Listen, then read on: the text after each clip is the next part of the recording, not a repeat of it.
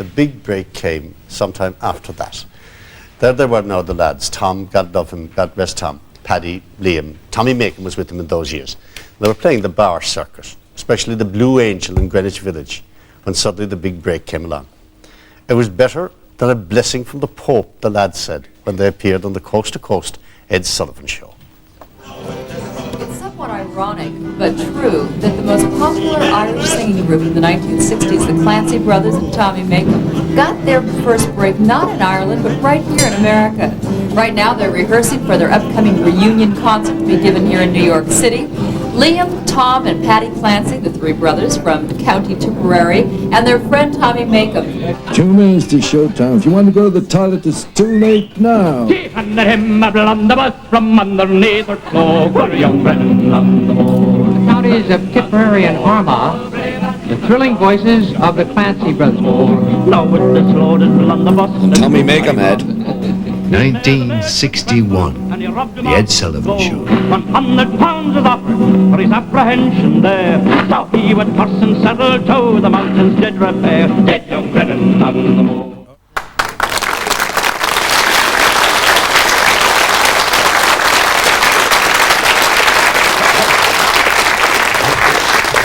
And of course they eventually arrived in Ireland. They went to America and they did all sorts of jobs out there and ended up singing and became the whirlwind that was the Clancy Brothers. Those of us who were around remember that very well. Tom McCluskey is over there. What was your association with them, Tom? Well, I was running dance halls at that time. I owned 2 dance halls, and I wanted a spot in one of them for one of the nights. And I heard that there was this act that did very well down in Cork. Peter Prendergast told me. So there was one of them living near me. He was living in Cady. It was Tommy Macon. I contacted him, and he put me on to the manager. We were writing back and forth and getting nowhere, so I decided to hop on a plane and go over there. So I went over and engaged them for a tour in Ireland. Kieran McMahon, the Olympia, is that right, Kieran? You brought them to the Olympia. I was in New York in 1962 for Radio Ireland, recording nice, decent Irish traditional musicians. And I met this lot.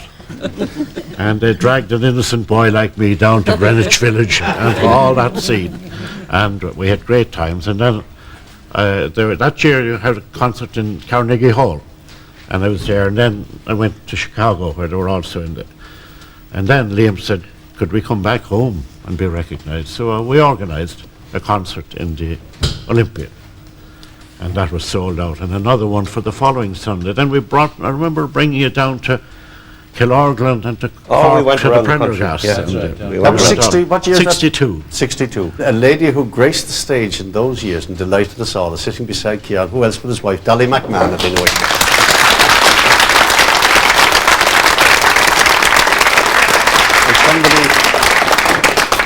And somebody whose name really was associated with the origins of balladry in this country. It's all about it. Not the origins, but the revival of it. Is this not so, Kieran? Was Peggy Jordan. That's Peggy there beside us.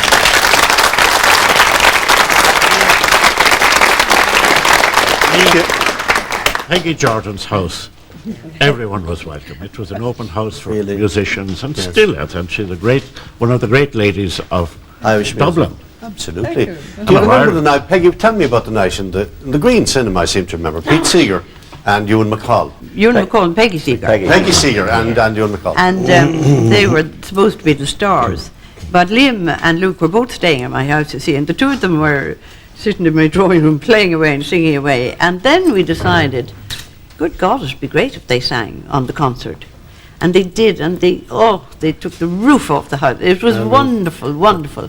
And I'd say if Liam and Luke had gone round the world, they'd have swept the world with their I was actually in the cinema. I was in the Green that night. I remember very well. Yeah. What's not known about Peggy Jordan, what's not known about her, is that she also was the first person to bring the Dubliners on stage in Ireland. I think I'm right to say with John Malloy in the gate. They weren't the Dubliners there. All right, Peggy Jordan, have been with.